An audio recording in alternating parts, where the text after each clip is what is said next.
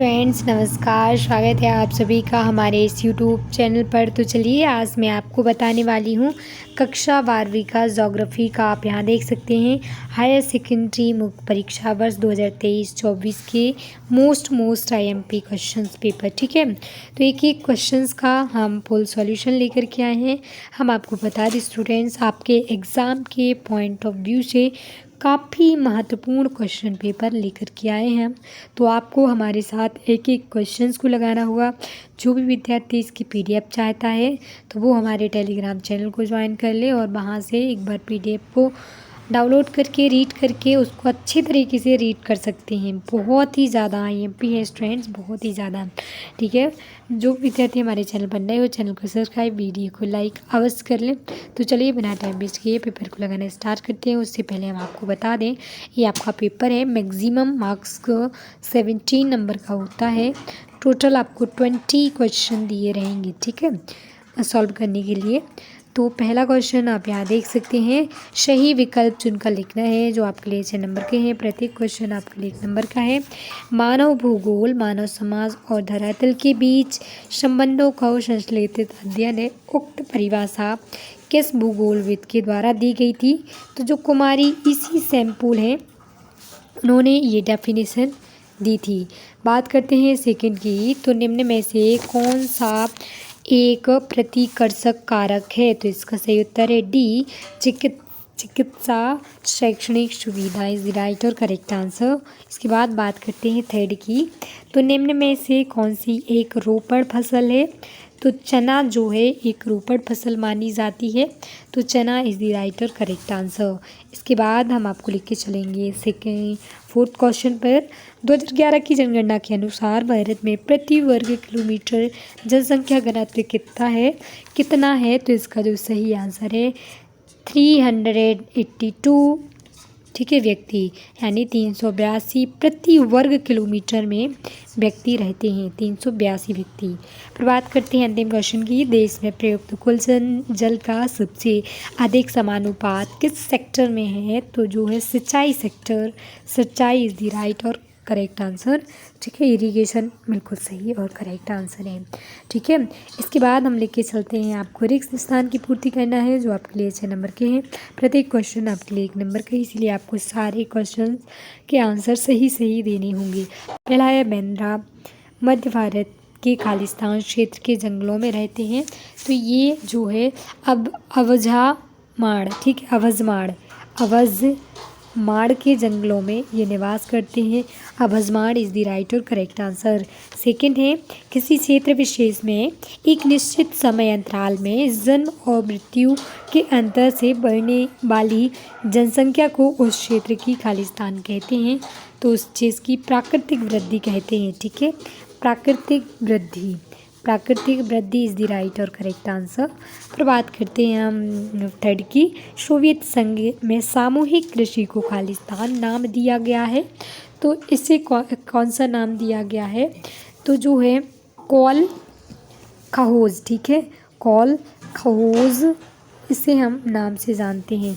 Call खहोज is the right और correct answer.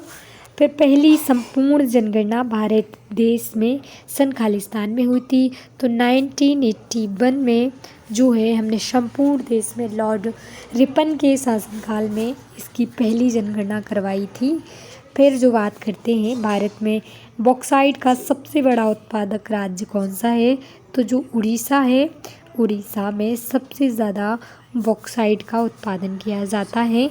Bharat का सड़क जल विश्व की खालिस्तान पर सड़क जाल का है तो तीसरा, ठीक है, तीसरा सबसे बड़ा, ठीक है, ये लिखा है सबसे बड़ा, ठीक है, तीसरा सबसे बड़ा सड़क जाल है। फिर बात करते हैं हम सही जोड़ियाँ मैच करनी है। कॉलम ए से कॉलम बी को हम मैच करेंगे। जीवन प्रत्याशा की सही और करेक्ट है औसत आयु। पुष्पों का उत्पादन जो आप यहाँ देख सकते हैं, पुष्पों का जो उत्पादन है कृषि, उद्यान कृषि। फिर बात करते हैं रबी की फसल गेहूँ है। आधारभूत उद्योग लौह इस्पात उद्योग है। और अंतिम में मुख्य श्रमिक 183 दिन इज दी राइट और करेक्ट। ठीक है, आप मैच कर सकते हैं। इसके बाद हम आपको लेके चलते हैं आप यहाँ देख सकते हैं, एक शब्द एक वाक्य में उत्तर देना है हमें। क्षेत्रफल की दृष्टि से विश्व में भारत का कौन सा स्थान है? तो सातवां स्थान है। आप यहाँ देख सकते हैं क्षेत्रफल की दृष्टि से। बात करते हैं सेकंड की, परिवहन सेवा किस क्रियाकलाप के अंतर्गत आते हैं? तो आर्थिक क्रियाकलाप। ठीक है, आर्थिक जो है क्रियाकलाप के अंतर्गत आते हैं कौन? परिवहन सेवा। इसके बाद बात करते हैं हम थर्ड की, साइबेरियन की जीवन रेखा किस रेलमार्ग को कहा जाता है? तो जो इसका सही और करेक्ट उत्तर है ट्रांस साइबेरियन रेलमार्ग। ट्रांस साइबेरियन रेलमार्ग, ठीक है, ट्रांस साइबेरियन रेलमार्ग इज द राइट और करेक्ट आंसर। फोर्थ है, भारत में पहली राष्ट्रीय युवा नीति कब लागू की गई थी? तो 1988 में इसे हमने सबसे पहले जो है लागू किया था। किसी राष्ट्रीय युवा नीति को। जो है मैदानी क्षेत्र में प्रायः किस प्रकार की बस्तियां पाई जाती हैं? तो इसमें घनी बस्तियां, ठीक है, घनी बस्तियां पाई जाती हैं। फिर इसके बाद अंतिम क्वेश्चन है, भारत में चाय का सबसे बड़ा उत्पादक राज्य कौन सा है? तो असम है चाय का सबसे बड़ा उत्पादक राज्य है। यदि विश्व की कहें तो विश्व में सबसे ज़्यादा चीन है, फिर दूसरे नंबर पर है इंडिया। ठीक है, इंडिया सेकंड नंबर पर है, पहली पे है चाइना। ठीक है, अब बात करते हैं शत की। तो आप यहाँ देख सकते हैं पहला क्वेश्चन हमारे सामने है, भूटान विश्व के में अकेले ऐसा देश है जिसमें सकल राष्ट्रीय उत्पादन प्रसन्नता को देखकर प्रगति की आधिकारिक माप घोषित किया जाता है। तो ये जो है आपका सही है, करेक्ट है। बात करते हैं सेकंड की, मिथिक जो है मिश्रित कृषि विश्व के अविकसित भागों में की जाती है। तो ये असत्य है।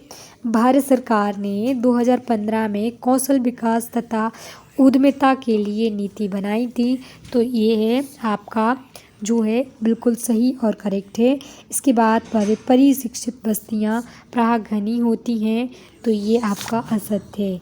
ठीक है, अब बात करते हैं फिफ्थ की। तो भारत के अधिकांश धात्विक खनिज उत्तर भारत में विशाल मैदान क्षेत्रों में पाए जाते हैं। ये असत्य है। ब्रॉड गेज रेल लाइन में रेल की पटरियों के बीच की दूरी 1 मीटर होती है। तो ये भी आपका असत्य है। ठीक है, आप यहाँ छठवां क्वेश्चन देख सकते हैं, एक बार इसको भी अच्छे से पढ़ लें। मानव भूगोल के उपक्षेत्र काल भी पढ़ सकते हैं। आपके एग्ज़ाम के पॉइंट ऑफ व्यू से मोस्ट IMP क्वेश्चन है। तो आप इनको एक बार यहाँ से देख सकते हैं। ठीक है, जो हम क्वेश्चन आपको बताते जा रहे हैं वो पढ़ सकते हैं। फिर हम लास्ट में सबसे पहले जो आपके मैपिंग में जो आते हैं क्वेश्चंस उसको बताएंगे। ये भी देख सकते हैं आप। 11 क्वेश्चन जनसंख्या घनत्व के बारे में है। ठीक है, 12 क्वेश्चन आप यहाँ देख सकते हैं। भारत में पाई जाने वाली ग्रामीण बस्तियों के प्रकार कितनी प्रकार की होती हैं, इसके बारे में आपको लिखना है।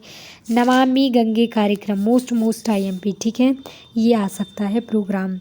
फिर थोक और फुटकर व्यापार में क्या अंतर है, तो इसके बारे में आपको बताना है, डिफाइन करना है। वाणिज्यिक पशुपालन के प्रमुख लाभ क्या है, या भूमध्य सागरीय में कृषि की विशेषताएं।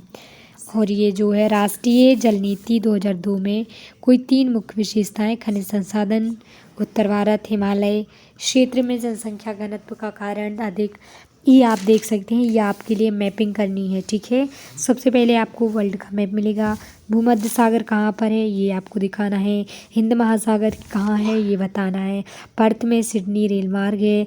विश्व में सबसे ज़्यादा जनसंख्या वाले देश बताने हैं। पिट्स औद्योगिक केंद्र बताने हैं। ठीक है, या उसका अथवा है जो मकर रेखा, भारत में मकर रेखा जो है कहाँ से गुजरती है, भूमध्य सागर, ट्रांस साइबेरियन रेलमार्ग, कालगुली और गार्दी स्वर्ण जो हैं खदानें कहाँ पर है स्थित हैं, ऑस्ट्रेलिया में या अवस्थित हैं। पनामा नहर आपको बतानी है। पनामा नहर उत्तर अमेरिका और दक्षिण अमेरिका को अलग करता है। ट्रांस साइबेरियन रेलमार्ग रूस में है, भूमध्य सागर उत्तर में है। तो इस प्रकार आप इसको बता सकते हैं। 20वां क्वेश्चन जो आपके लिए भारत के संबंध रिलेटेड रहेगा। नर्मदा नदी मध्य प्रदेश से बहती है, अमरकंटक से निकलती है। ठीक है, 1312 किलोमीटर की लंबाई है। जूट का उत्पादन क्षेत्र कहाँ है, ठीक है। जो अरावली पर्वत है, राजस्थान में अरावली पर्वत है, ये दिल्ली से लेकर गुजरात राजस्थान तक जाता है। अरब सागर आपको बताना है, अंडमान निकोबार द्वीप समूह है, इसके बारे में आपको बताना है, या फिर आप नीचे के जो हैं ये भर सकते हैं। इस प्रकार स्टूडेंट सारे क्वेश्चंस को हमने प्रोवाइड कर दिया है। हमारी वीडियो पसंद आए तो वीडियो को लाइक, चैनल को सब्सक्राइब करना ना भूलें। साथ ही साथ आपका एग्जाम होने के बाद हम उसका फुल सॉल्यूशन भी लेकर के आएंगे। आपके एग्जाम के लिए बेस्ट ऑफ लक। धन्यवाद। Thank you so much.